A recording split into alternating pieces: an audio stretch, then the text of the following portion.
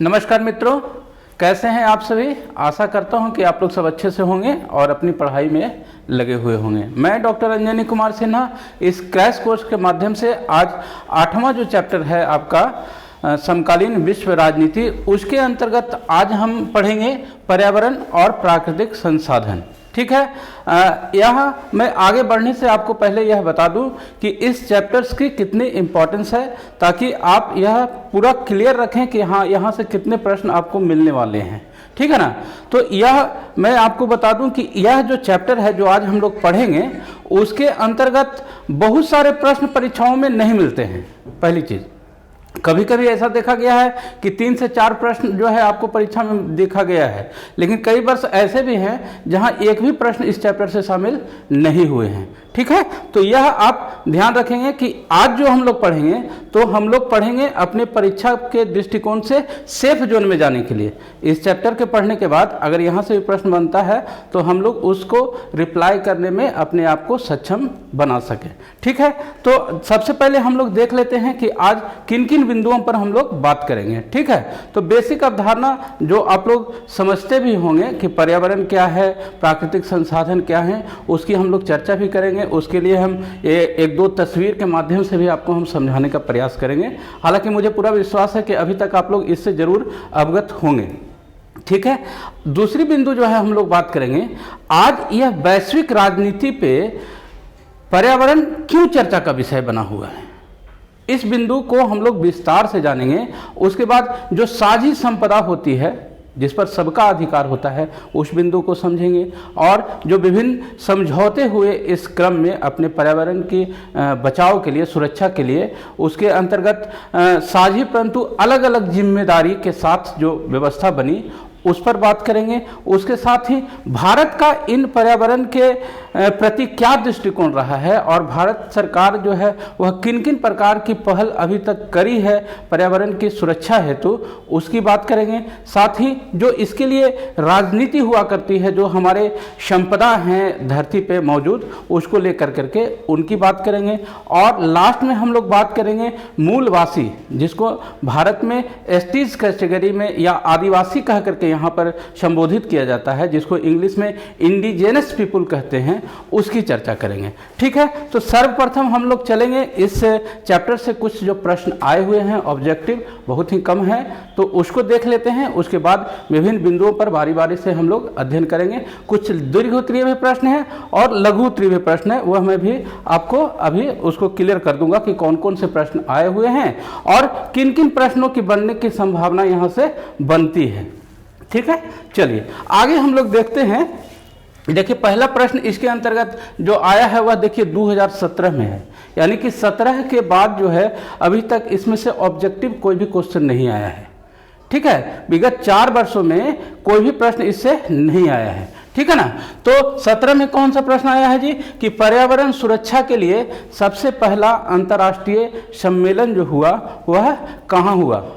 पहला सम्मेलन जो हुआ वह कहाँ हुआ, तो देखिए ऑब्जेक्टिव ऑप्शन दिया हुआ है आपका Kyoto, Rio de Janeiro, Stockholm और न्यूयॉर्क।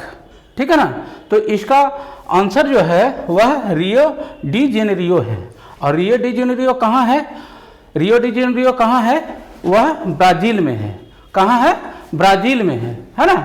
और ब्राज़ील कहाँ है, यह देखिए इस तरह से जोड़ के जब आप पढ़ेंगे ना तो चीज़ों को जो है आपको समझने में सहूलियत होगी और वह आपको काफ़ी लंबे समय तक जो है वह आपको याद रहेगा। जैसे हम यहाँ पर रियो डी जेनेरियो केवल याद कर लें तो वह याद तो हो गया, ठीक है, लेकिन वह कहाँ है, यह उससे जुड़ी हुई चीज़ें को भी जानने का प्रयास करना चाहिए। और जो ये अन्य ऑप्शन जो हैं उसको भी जानने का प्रयास करना चाहिए। मैं बार बार आप लोग को बोलता हूँ कि अपना पढ़ने का तरीका जो है उसको थोड़ा सा जो है इन्हांस करना है, बढ़ाना है, इम्प्रूव करना है। ठीक है ना। अब जैसे रियो डी जेनेरियो कहाँ है, तो यह ब्राज़ील में है। और ब्राज़ील कहाँ है, तो यह दक्षिण अमेरिका में है ना। उसके बाद अगर यहाँ पर ऑप्शन दिया हुआ क्योटो, तो क्योटो क्या है, इस संबंध में क्योटो प्रोटोकॉल जो हुआ वह कब हुआ, तो 1997 में हुआ है। स्टॉकहोम सम्मेलन कब हुआ है, तो यह 1972 में हुआ है। सबसे पहले यह माना जाता है। न्यूयॉर्क, इससे संबंधित कोई चीज़ें नहीं है, लेकिन न्यूयॉर्क के बारे में भी आप जानकारी अपने स्तर से जुटाने का प्रयास करेंगे। ठीक है। दूसरा जो प्रश्न है, 1992 में किस शहर में पृथ्वी सम्मेलन हुआ? अब देखिए, चीज एक ही है ना, चीज एक ही है, चाहे तो उसको अर्थ समिट कह दीजिए या रियो डे जेनेरियो समिट कह दीजिए या एजेंडा 21 कह दीजिए या 1992 का समिट कर दीजिए, सब एक ही चीज की बात हो रही है। लेकिन यहां से आपको प्रश्न वही है, लेकिन यह पूछ रहा है कि 1992 का, यहां पर नाम न देकर के 1992 का पूछा है ना। तो उस चीज का रिपीटेशन 17 में भी है, देखिए 2011 में भी यह प्रश्न आया हुआ है। काफी लंबे गैप के बाद जो है यहां पर देखने को मिल रहा है कि क्वेश्चन जो है वह रिपीट हो रहा है। ठीक है ना। तो इसका आंसर भी जो है रियो डी जेनेरियो है। ठीक है। तीसरे प्रश्न की तरफ चलते हैं कि निम्नलिखित में से कौन एक पर्यावरणविद नहीं है? पर्यावरण से संबंधित कार्य करने वाले कौन नहीं है? तो देखिए, मैं एक आपको टेक्निक बताया हूं क्वेश्चंस को सॉल्व करने का, कि एलिमिनेशन मेथड जिसको बोलते हैं। हमको सारे ऑप्शंस की जानकारी नहीं है, एक ऑप्शन हमको पता है कि अरविंद केजरीवाल, जो ऑप्शन वास्तव में यहां पर सही आंसर भी वो है, ये पॉलिटिशियन है।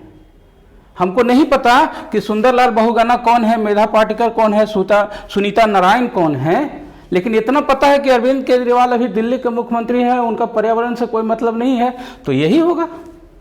तीनों का आंसर हम नहीं जानते हैं, तीनों ऑप्शन नहीं जानते हैं। इस हिसाब से भी आप सही आंसर तक पहुंचा जा सकता है, लेकिन यह कब? जब आपको आंसर की जानकारी नहीं हो, श्योर सर्टेन, तब, है ना। तो यहां पर यह आंसर है। अब सुनीता नारायण कौन है, मेधा पाटकर का क्या योगदान रहा है, सुंदरलाल बहुगुणा का? तो जन आंदोलन जो आपका पढ़ना है, आपका पेपर फर्स्ट जो है, उसके अंतर्गत यह एक टॉपिक है। चिपको आंदोलन से यह जुड़े हुए हैं, और मेधा पाटकर जो है वह नर्मदा बचाओ आंदोलन से जुड़ी हुई है ना। तो यहां पर आंसर जो है आपका सही क्या है? अरविंद केजरीवाल। ठीक है। अब अगले प्रश्न की तरफ चलते हैं। भारत का वायु प्रदूषित नगर है या है? कौन कौन से इसमें वायु प्रदूषित? तो इंडिया में मुंबई तो कहिए मत कि इसका कहाँ कितना पोल्यूशन है। कोलकाता की स्थिति बहुत गड़बड़ है, और कानपुर तो जो है वह सबसे वर्स्ट जो है पोल्यूटेड जो कह लीजिए वो स्थिति में है। तो यहाँ पर सभी जो है नगर वह राइट आंसर है। ठीक है। अब जो है यही 4-5 प्रश्न जो थे ये आपसे यहाँ पर मिला है अभी तक। ठीक है ना। ऑब्जेक्टिव के रूप में, सब्जेक्टिव जो क्वेश्चंस है दीर्घ उत्तरीय और लघु उत्तरीय से, उसमें कुछ प्रश्न हैं जो मैं आपको बाद में दिखाऊंगा। अब थोड़ा सा हम लोग यहाँ पर देखिए, 1-2 तस्वीर यहाँ पर लगी हुई आपको दिख रही है, जिससे आप प्राकृतिक और संसाधन और पर्यावरण को आप इससे समझ पाएंगे। ठीक है। तो देखिए यहाँ पर जो आपको तस्वीर नजर आ रही है, एक जंगल का एक तस्वीर है जिसमें एक झरने की तस्वीर आपको दिख पा रही होगी, और दूसरी तरफ जो तस्वीर आपको दिख रही है वह आधा आपको एक जो है पॉल्यूटेड एरिया यहाँ पर दिख रहा है, और दूसरे तरफ जो है वह पॉल्यूटेड से थोड़ा बचा हुआ एरिया है, पॉल्यूटेड होने की स्थिति में है। ठीक है ना। तो यह जो है वह ग्लोबल वार्मिंग, या कह लीजिए कि जो पॉल्यूशन बढ़ रहा है, जिसके कारण धुआं और ये कचरे की जो स्थिति हो रही है, चिमनियों से जो धुएं निकल रहे हैं, या न्यूक्लियर जो टेस्टिंग हो रही है उसके अलावे, या और भी जो गैसों का रिसाव हो रहा है भिन्न भिन्न तरीकों से, उसके जरिए हमारा पर्यावरण जो है नित्य जो है वह एक विभिन्न प्रकार की समस्याओं से वह जूझ रहा है। और यह समस्याएं जो है एक व्यक्ति के लिए नहीं है, यह किसी एक गरीब के लिए या अमीर के लिए ऐसा नहीं है कि यह जो है सिर्फ एक व्यक्ति या किसी देश और क्षेत्र विशेष है। यह जो है वह ट्रेजेडी ऑफ कॉमन्स, क्या है यह ट्रेजेडी ऑफ कॉमन्स है, अर्थात यह सभी के लिए जो है एक ट्रेजेडी है, एक संकट है, एक दुख है। तो यहाँ पर पर्यावरण को जो है इसकी इंपॉर्टेंस आप समझ लीजिए कि जब पर्यावरण अगर ठीक नहीं होगा तो हम किसी भी स्थिति में ठीक नहीं रह सकते हैं, क्योंकि हमारा जो लाइफ है वह पर्यावरण पर ही डिपेंड करता है। जिस देश की जैसा इन्वायरमेंट होता है वहाँ के लोगों की उसके अनुसार आयु घटती और बढ़ती है। अगर आपके आसपास के आबो हवा अच्छी होगी तो वहाँ के आप देखेंगे कि लोगों का स्वास्थ्य जो है अच्छा होता है। लेकिन जहाँ पर पॉल्यूशन है, जहाँ पे रात दिन धुआं और कल कारखाने से जो है इस तरह की गंदगियाँ निकलती रहती है, वहाँ पर लोगों को आप देखेंगे कि भिन्न भिन्न प्रकार की बीमारियाँ, श्वास लेने की, कान की बीमारी, नाक की बीमारी, हर तरह की जो है उनको समस्याओं का सामना करना पड़ता है। और देखिए यहाँ पर एक और तस्वीर लगाई गई है प्राकृतिक संसाधन के लिए। तो प्राकृतिक संसाधन से हम क्या समझते हैं? तो जो चीज़ों का निर्माण हम अपनी इच्छा अनुसार न कर सकें, जो हमको प्रकृति ने प्रदान किया है ना, वह हम कहेंगे कि वह प्राकृतिक चीज़ें हैं, ठीक है ना। वह हम अपनी इच्छा के अनुसार निर्माण उसको नहीं कर सकते हैं, वह ऑलरेडी मौजूद होता है प्रकृति में, ऑलरेडी पहले से ही मौजूद है, अपनी इच्छा अनुसार उसको बनाया और बढ़ाया घटाया नहीं जा सकता है, ठीक है। तो इन सब में जो है हम लोग क्या क्या चीज़ों को रख सकते हैं? तो देखिए यहाँ पर एक तस्वीर आपका रेगिस्तान के लगाया गया है, अर्थात बालू वगैरह जो है वह हमारी एक प्राकृतिक संसाधन है। उसके अलावा जंगल है, कुछ जो है आपका जो जड़ बूढ़ी ये हीरे रत्न जो है वो हैं, उसके अलावा जो है जल है, जो जानवर हैं, ये सारे चीज जो है वह क्या है? एक प्राकृतिक संसाधन है। और इसको हम अपनी इच्छा के अनुसार जो है उत्पन्न नहीं कर सकते हैं, इसको बनने में एक समय लगता है ना। और यह देखिए, यह जो तस्वीर बगल में लगाई गई है वह तस्वीर देखिए, यह एक हिस्सा जो है पेड़ का किस प्रकार पॉल्यूशन के कारण जो है वह सूख कर करके एक कह लीजिए कि मरने की स्थिति में है, और दूसरे तरफ जहां पर पॉल्यूशन रहित वातावरण है वह किस प्रकार हरा रंग करके हो करके वह खूब हर्षमुख चेहरे के जैसा वह खिलखिला रहा है। तो हम लोग क्या समझ पा रहे हैं इस इन तस्वीरों के माध्यम से कि जो भी प्राकृतिक संसाधन हैं उसका इस्तेमाल अगर हम ठीक ढंग से ना करेंगे, उसका दुरुपयोग करेंगे, होता क्या है आम जीवन में भी हम लोग देखते हैं कि घर में अगर नल लगा हुआ है तो आदमी खोल देता है और ब्रश करते रहता है, पानी यूं ही बहा करता है।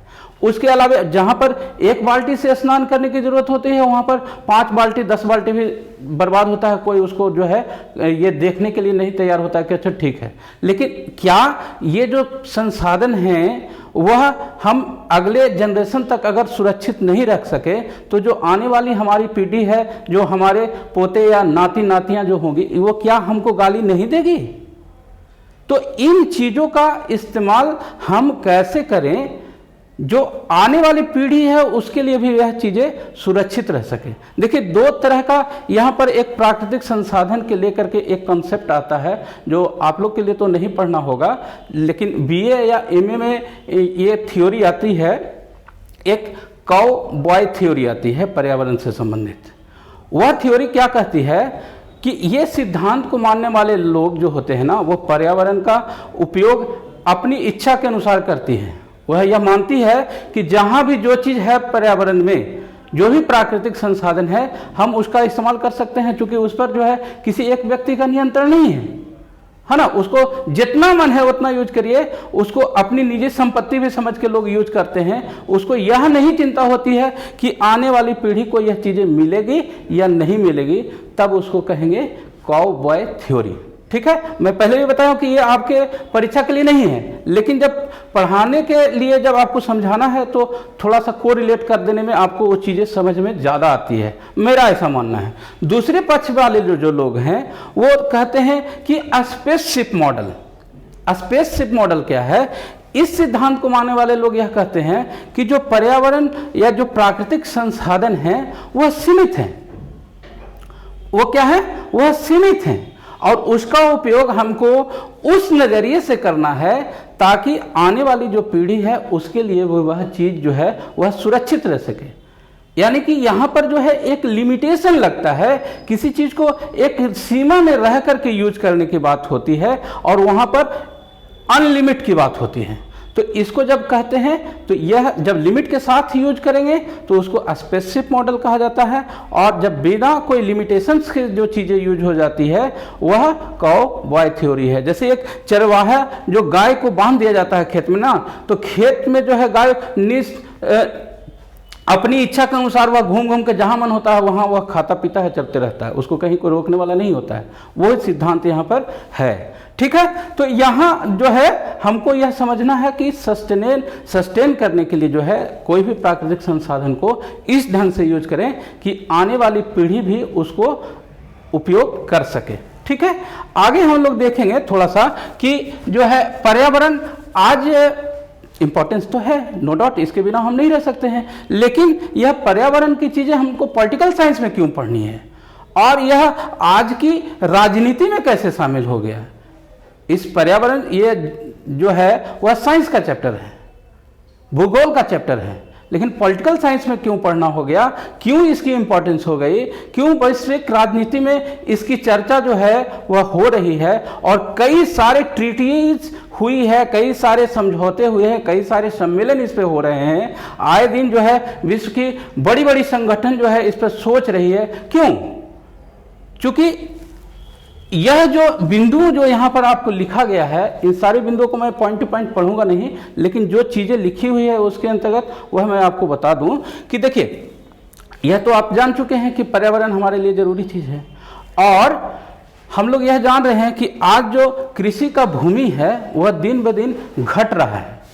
जो कृषि की भूमि थी वह घट रहा है, बढ़ नहीं रहा है। क्यों नहीं बढ़ रहा है? क्योंकि धीरे धीरे शहरीकरण हो रहा है, लोग उद्योग कारखाने की ओर भाग रहे हैं, लोग शहर की ओर भाग रहे हैं, पेड़ पौधे कट रहे हैं, जनसंख्या बढ़ रही है, मकान बन रहा है ना। तो इसको लेकर के क्या हो रहा है कि कहीं ना कहीं इम्बैलेंस जो है पर्यावरण में वह बन रहा है।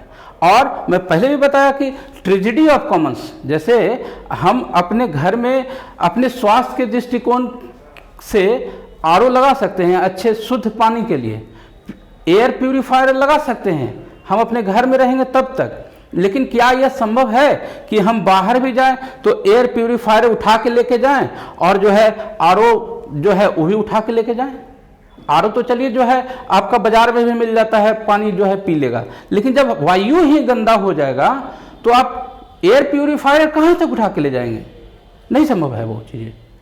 तो यह यहां पर यह बताता है कि यह जो है किसी एक वर्ग विशेष की समस्या नहीं है, यह सभी की समस्या है। गरीब की समस्या है, अमीर की समस्या है, एक कमजोर देश की समस्या है, एक मजबूत देश की समस्या है, एक अनडेवलप्ड देश की समस्या है, एक डेवलप्ड देश की समस्या है। यानी कि यह पूरे विश्व की जो है ये समस्या है कि कैसे हम अपने पर्यावरण को सुरक्षित रख सकें ताकि हम अच्छे ढंग से अपना जीवन जो है वह सरवाइव कर सकें।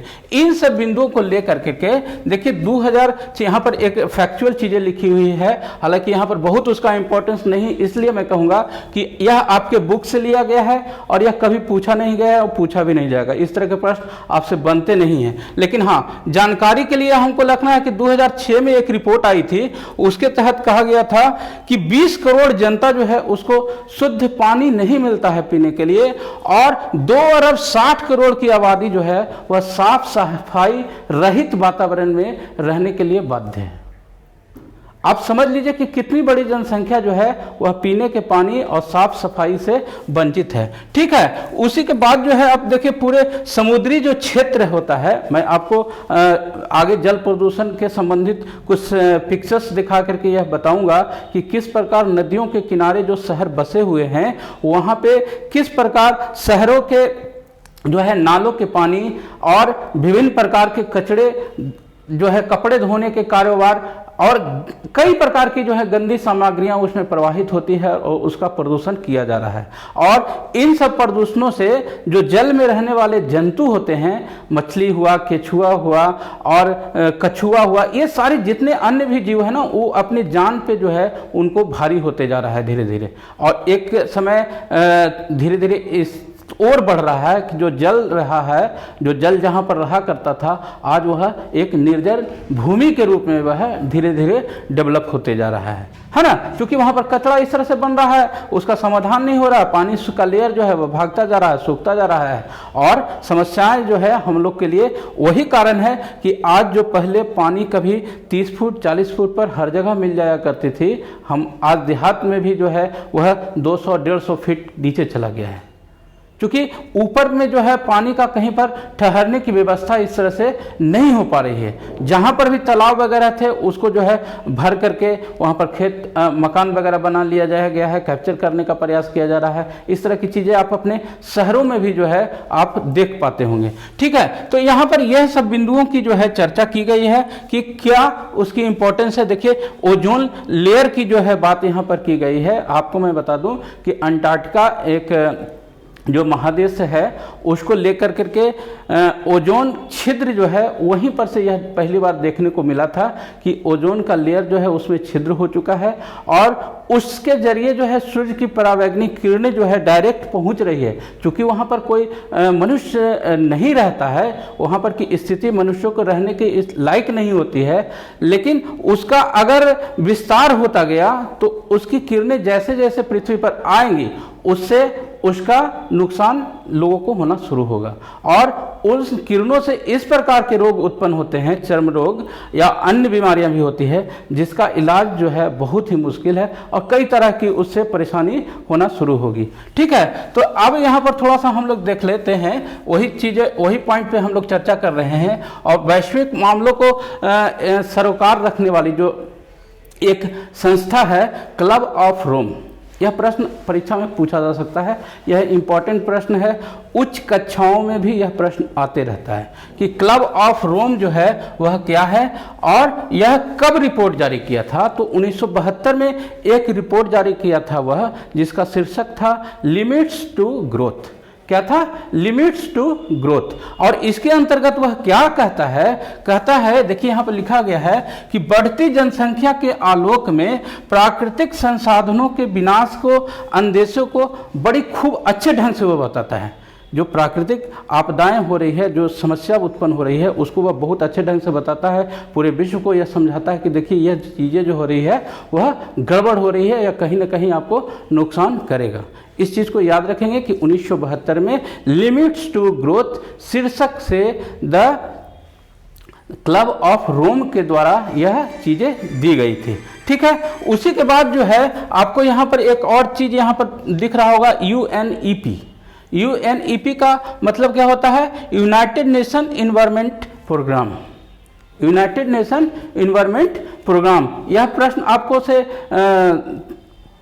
शॉर्ट वाले जो क्वेश्चंस आते हैं एब्रिविएशंस, उसमें भी दिया जा सकता है कि UNEP का फुल फॉर्म क्या होता है और यह किस लिए जुड़ा हुआ है। तो यह पर्यावरण कार्यक्रम को लेकर करके यह चीज़ें जुड़ी हुई है। यहाँ पर देखिए उसका एक लोगो जो है वह भी मैं आपको दिखा करके उसका बेसिक अंडरस्टैंडिंग जो है वह आपको समझाने का प्रयास कर रहा हूँ। ठीक है, आगे जो है हम लोग बात करेंगे 1992 की। 1992 में अर्थ समिट हुआ था और यह जो प्रश्न ऑब्जेक्टिव में आया था पहला, रियो डी जेनेरियो, उसी से जुड़ा हुआ है। वही है ही, जुड़ा हुआ ही नहीं, वही है। ठीक है ना। तो उसमें क्या हुआ था, देखिए जो यह कहता है कि संयुक्त राष्ट्र का पर्यावरण के मुद्दे पे जो है रियो डी जेनेरियो में समिट हुआ। तो पहले तो यह जान ले कि इसको और कौन कौन से नाम से जाना जाता है। तो चाहे तो आप अर्थ समिट कह लें या रियो डी जेनेरियो संधि समझौता कह लें या 1992 का कह लें या एजेंडा 21 कह लें। तो चार चीज़ों के नाम से जो है इसको एक ही चीज़ को बुलाया जाता है। और कभी कभी बच्चे ये कन्फ्यूजन में पड़ जाते हैं कि एजेंडा 21 क्या है, अर्थ समिट क्या है, या पृथ्वी सम्मेलन भी कह देते हैं। तो अर्थ कहिए या पृथ्वी कहिए, बात तो एक ही है ना।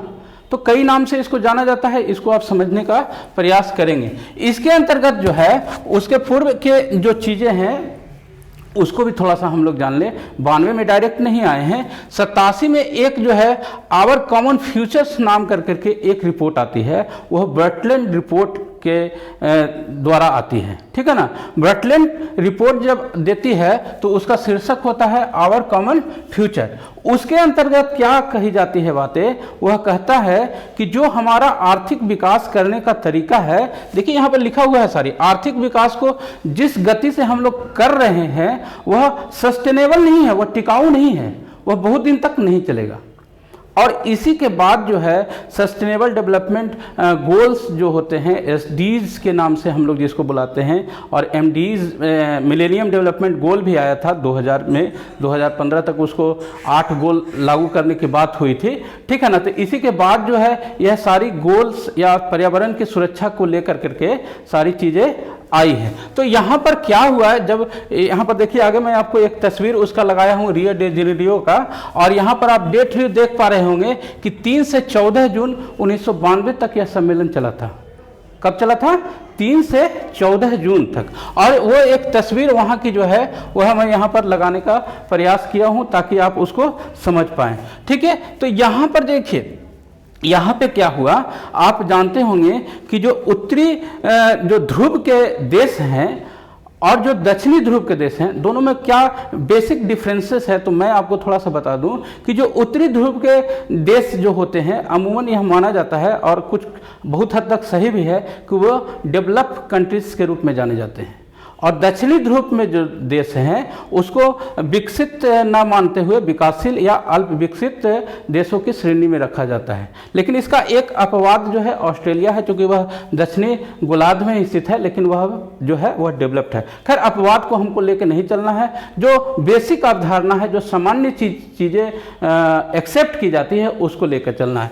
तो यहाँ पर 2 ग्रुपों में जो है वह चर्चा होती है, विवाद होता है, बातचीत होती है, विमर्श होता है कि पर्यावरण को सुरक्षा के लिए क्या किया जाना चाहिए। साहब, हम जो दक्षिणी गोलार्ध वाले जो देश हैं वह 1950s के दशक में वह मोटा मोटी वह स्वतंत्र हुए हैं, औपनिवेशिकरण की प्रक्रिया से जो है वह गुजरे हैं, वह कहीं ना कहीं अपने को डरे सहमे से महसूस कर रहे हैं। ठीक है, और वह देश जो है वह या तो अपने अंदर के राजनीति से या अपने पड़ोस की राजनीति से या विश्व की जो विकसित सभ्यता रही है, विश्व के विकसित जो देश रहे हैं उनसे वह कहीं ना कहीं यह सुसंगत है कि हमारे ऊपर जो है किसी प्रकार का फिर से नियंत्रण स्थापित न हो जाए, हमको डेवलप करने का जो है मौका मिलना चाहिए। तो वो लोग जो दोनों में विवाद होता है पर्यावरण के सुरक्षा को लेकर के, तो अब जो उत्तरी गोलार्ध वाले हों वो तो चाहते हैं कि सब बराबर करो, सबका जो है नुकसान होगा, है ना। तो यहाँ पर यह दलील दी जाती है, देखिए मैं आपको दिखाता हूँ कि उत्तरी देशों की मुख्य चिंता क्या है। जो ऊपर जो लोग हैं, जो डेवलप्ड हैं, वह चाह रहे हैं कि जो ओजोन लेयर है वह ठीक हो जाए और जो ग्लोबल वार्मिंग है वह ठीक हो जाए। उनकी 2 चिंता है। कौन कौन सी? एक, ओजोन लेयर का जो छिद्र है वह ठीक हो जाए और ग्लोबल वार्मिंग का जो है वह अपनी जगह पे आ जाए। लेकिन जो दक्षिणी गोलार्ध वाले देश हैं, जिसमें भारत भी है हमारा, वो उनकी ये है चिंता कि नहीं साहब, आपने इस पर्यावरण को ज़्यादा पॉल्यूटेड किया है, आप अपना विकास कर लिए, आप अपनी आवश्यकताओं की सारी चीज़ें घर में जमा करके रख लिए हैं और आप कह रहे हैं कि सब बराबर काम करें। नुकसान आप ज़्यादा पहुंचाए हैं तो आपको सुधार के लिए भी ज़्यादा प्रयास करना होगा। और हम अभी कुछ समय पहले ही स्वतंत्र हुए हैं, हमारी आर्थिक स्थिति अच्छी नहीं है, हम अपने अंदर और बाहर हर जगह से जो है वह कई सारी समस्याओं का सामना कर रहे हैं। तो हमको अपना आर्थिक विकास भी करना बहुत ज़रूरी है। और हम ठीक है पर्यावरण की सुरक्षा करेंगे, चूँकि पर्यावरण जो है सबके लिए आवश्यक है, बिना पर्यावरण का तो रहेगा ही नहीं कोई जीवन ठीक से, तो हम उसकी सुरक्षा करेंगे, लेकिन हम अपना औद्योगिक विकास भी करेंगे। और यही से जो है एक कॉन्सेप्ट आता है कि साझी मतलब मिलकर और डिफरेंशिएट मतलब अलग अलग जिम्मेदारी। यहां पर क्या निर्णय लिया गया? यहां पर यह निर्णय लिया गया बच्चों कि जो ज़्यादा विकसित देश हैं, जो डेवलप्ड देश हैं, वह अपना पर्यावरण के सुधार के लिए ज़्यादा पैसे खर्च करेंगे, ज़्यादा उसमें कोऑपरेट करेंगे। और जो अल्प विकसित या विकासशील देश हैं, जो दक्षिणी गोलार्ध के देश हैं, जिसमें आपका चीन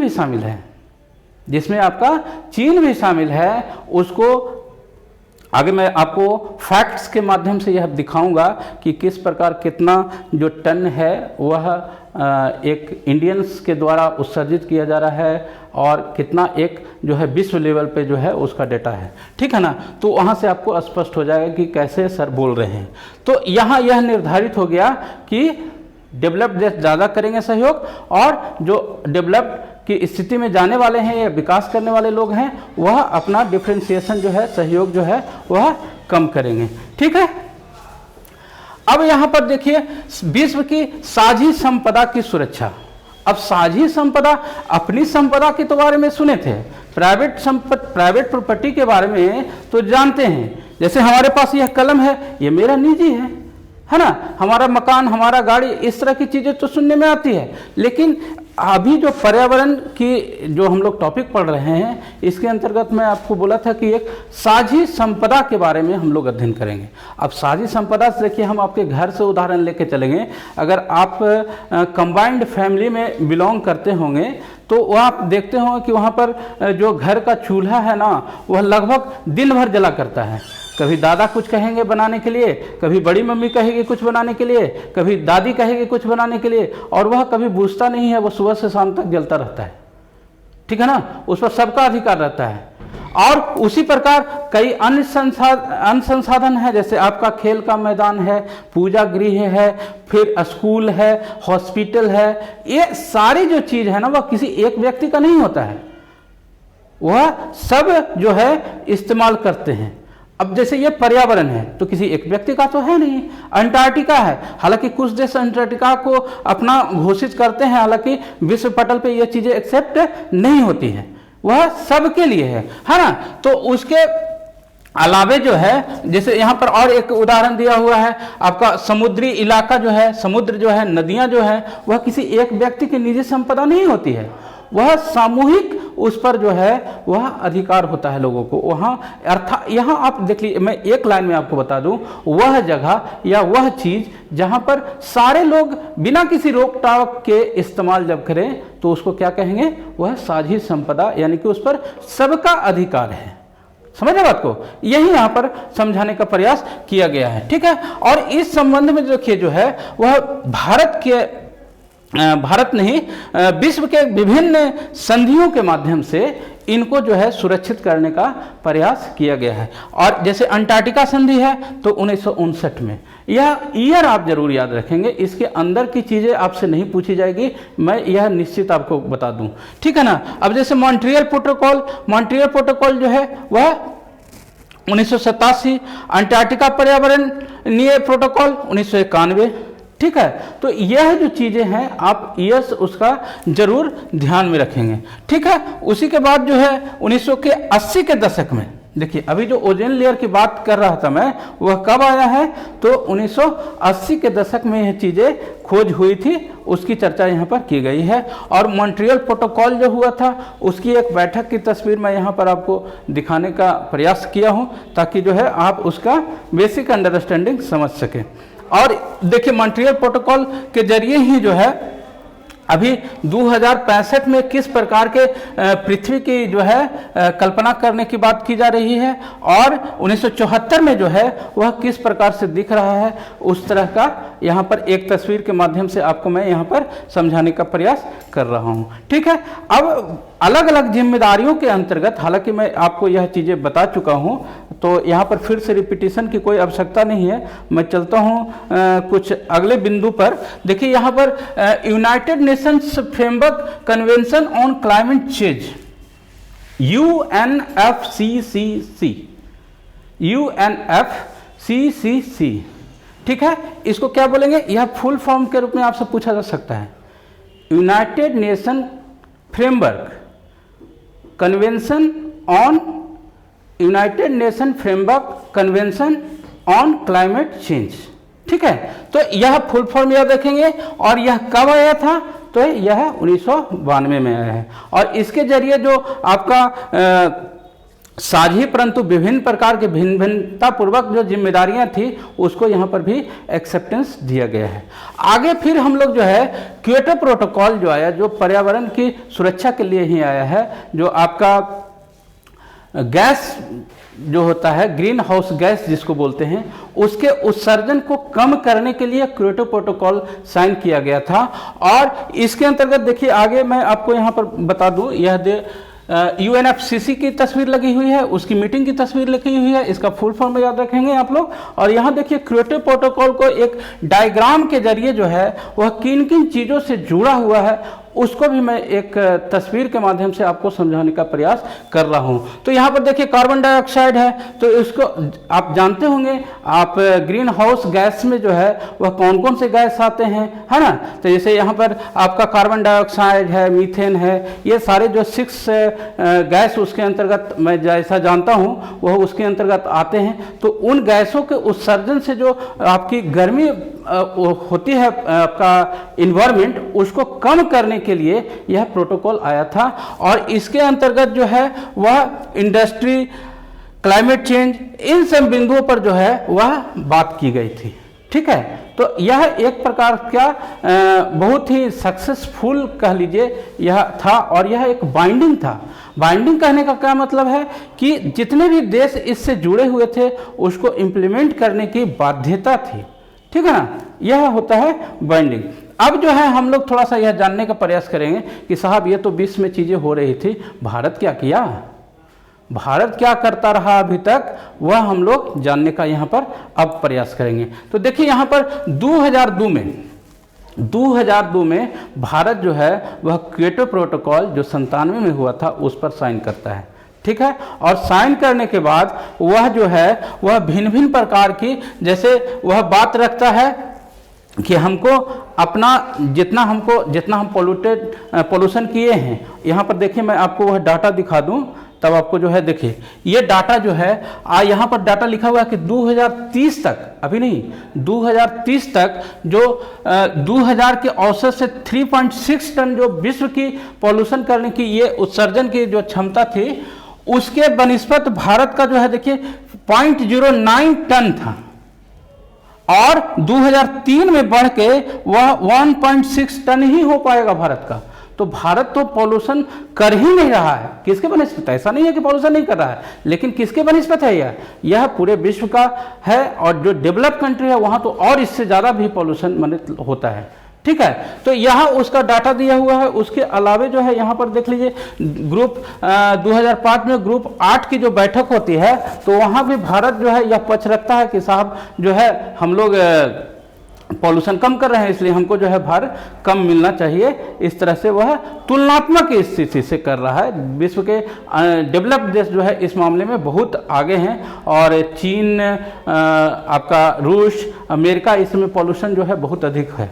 ठीक है ना, तो ये चीज़ें थी। कुछ पॉलिसीज जो है इंडिया ये लेकर आया है, जैसे नेशनल ऑटो फ्यूल पॉलिसी लाया है, उसके अलावा ऊर्जा संरक्षण अधिनियम 2001 में आया है, उसके अलावा जो है बिजली अधिनियम 2003 में आया है। इसका आप बहुत करेंगे तो ईयर याद कर सकते हैं, अदरवाइज बहुत याद करने की जरूरत नहीं होगी। मैं नहीं समझता हूँ कि इतना गहराई से जो है अंदर जाके आपसे प्रश्न पूछा जाएगा। ठीक है ना, जो हाँ आप यह जरूर याद रखेंगे कि क्योटो कब हुआ, मॉन्ट्रियल कब हुआ, रियो डी जेनेरियो कब हुआ, ये 2-3 जो फैक्ट मैं बता रहा हूँ वह आप जरूर याद करके परीक्षा में जाएंगे। ठीक है, तो 1997 में पृथ्वी सम्मेलन जो हुआ था उसका वह पुनराविलोकन करता है, यानी कि फिर से वह चीजें को देखता है। ठीक है, अब जो है भू राजनीति, जो संसाधनों की भू राजनीति है, उसकी बात हम लोग करते हैं। अब देखिए जो धरती पर जो भी संसाधन हैं, तो विकसित देश की यह पूरी इच्छा होती है, वह हर हाल में यह चाहता है कि जितने भी संसाधन हैं वह पर अधिकार हमारा हो। और हम लोग जानते हैं कि दक्षिणी गोलार्ध में इसकी पूरी प्रचुरता है। जैसे अगर बात करें आप वेस्टर्न एशिया की, तो वेस्टर्न एशिया में जो देश हैं वहाँ पर तेल के भंडार है, वहाँ पर तेल के भंडार हैं, और इन तेल के माध्यम से जो है आज बहुत बड़ी राजनीति जो है हुआ करती है।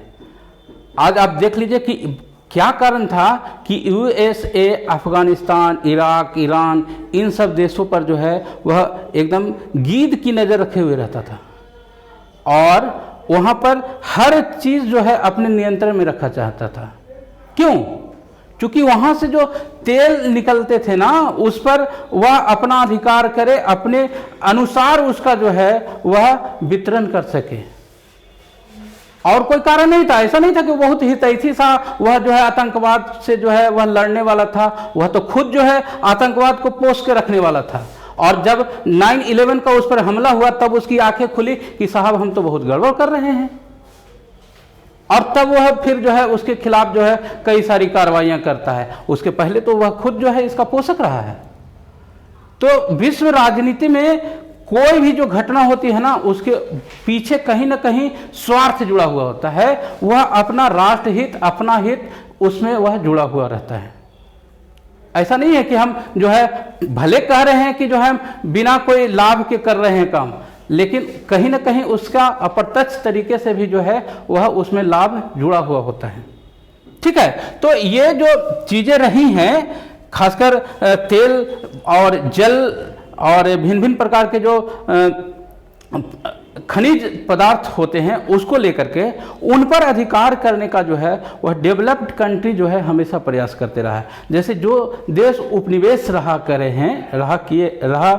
हैं कभी, वहाँ के आप देखे होंगे कि जो उपनिवेश बनाए हुए थे देश, वहाँ के प्राकृतिक जितने भी संसाधन थे उसका वह दोहन करते थे। आप अगर इंडिया का ही उदाहरण लें तो जब हमारा देश गुलाम हुआ करता था तो क्या यहाँ के किसान अपनी इच्छा से भी फसल उपजा पाते थे? नहीं उपजाते थे साहब। आप जो ब्रिटिशर्स थे उसकी इच्छा से खेती करते थे और उसकी इच्छा से आप टैक्स दिया करते थे और उनकी इच्छा से ही आप जो है अपने सामानों की बिक्री किया करते थे। उनको इतना भी अधिकार नहीं था कि वह अपने जो खेत है उसमें अपनी इच्छा से कोई फसल उपजा सके, उस उपजे हुए फसल को बाजार में बेच सके। तो कहाँ थी ये चीजें? तो सब चीज जो है वह डेवलप जितने भी देश रहे हैं ना, वह अपने हित के लिए जो है वह कार्य करते रहे हैं। तो यहाँ पर भी जो राजनीति हुई है, राजनीति होते भी रही है, हो भी रही है। ऐसा नहीं है कि वह राजनीति समाप्त हो गई है, हो भी रही है और होती भी रहेगी। इसमें भी कहीं कोई संदेह नहीं है कि आज हो गई बस आज ही तक रहेगा, ऐसा नहीं है। हमेशा ये ह्यूमन नेचर है कि हम जो है ज़्यादा पावरफुल बनना चाहते हैं। और मैं पहले भी बताया था कि ह्यूमन से ही राष्ट्र का निर्माण होता है। राष्ट्र के जो जैसा लीडर होते हैं उस प्रकार राष्ट्र की जो है पॉलिसी निर्धारित होती है ना।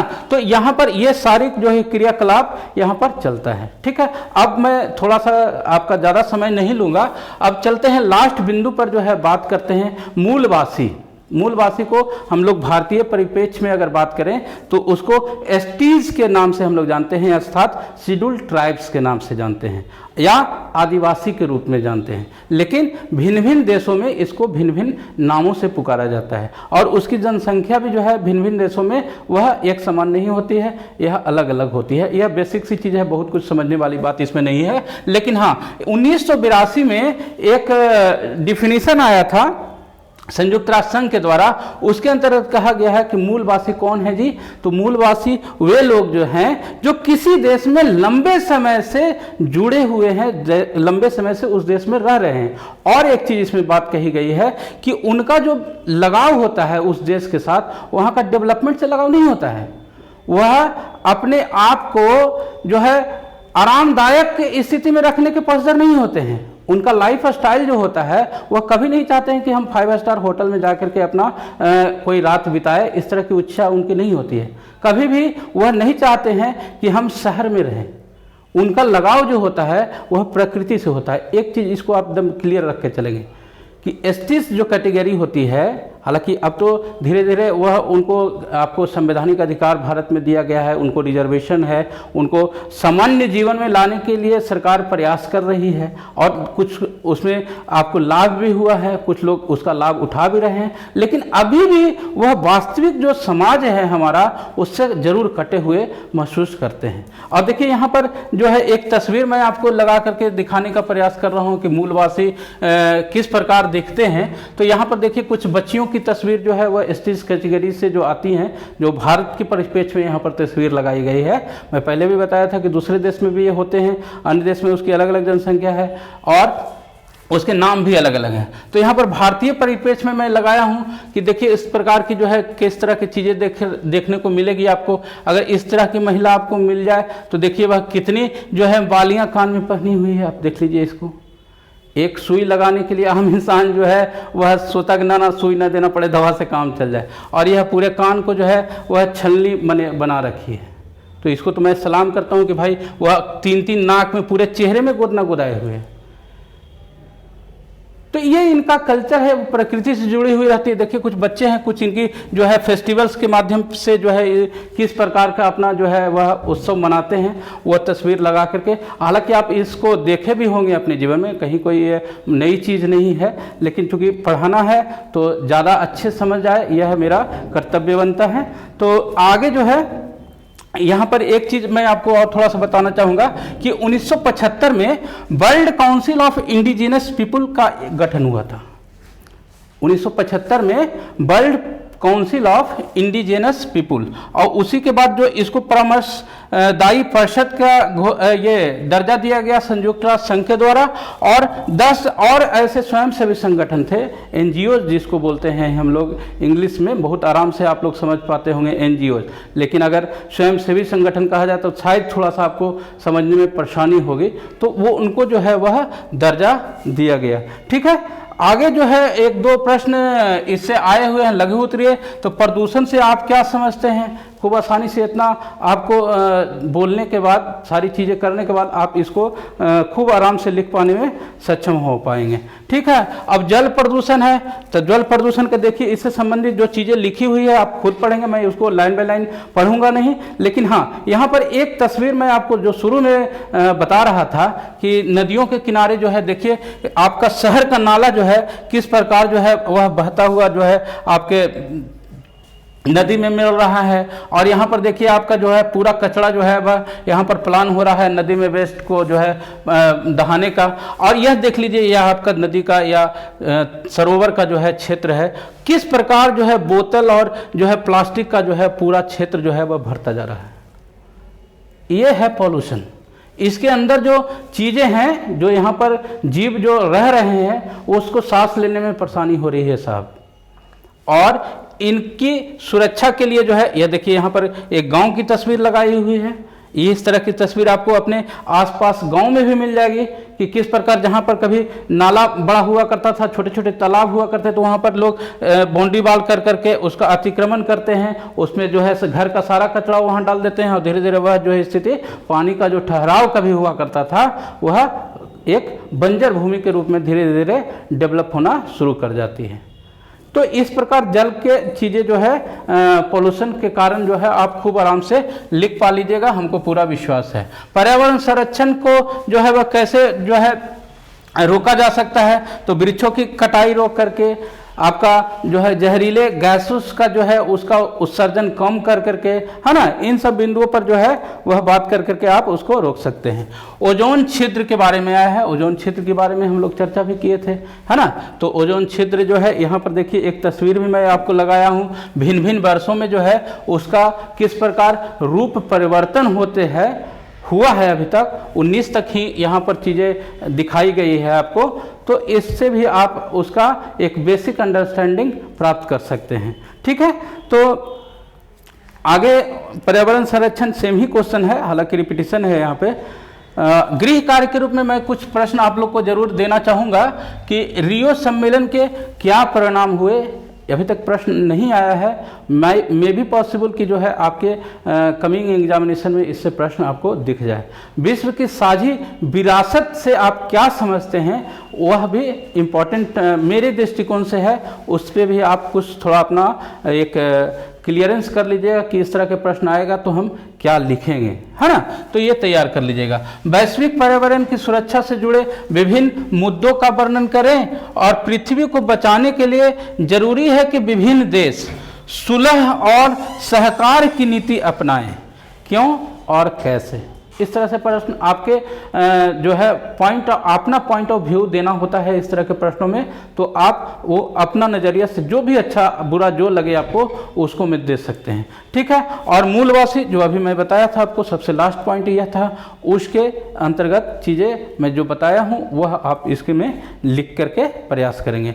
ठीक है, तो यही थी आज की क्लास। मैं उम्मीद करता हूँ कि यह चीज़ें आपको काफ़ी रुचिकर लगी होगी, इससे आपको कई सारे लाभ प्राप्त होंगे, और यह दैनिक जीवन में भी जो है इससे आप जो है अपने को रिलेट करके चलेंगे तो कई सारे आप समस्याओं के से बचे हुए रहेंगे। तो ठीक है, मिलते हैं अगले वीडियोज़ में, तब तक के लिए बाय।